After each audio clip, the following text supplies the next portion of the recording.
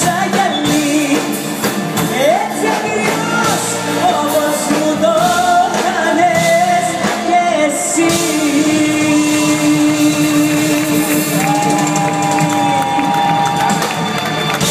Καλησπέρα σας!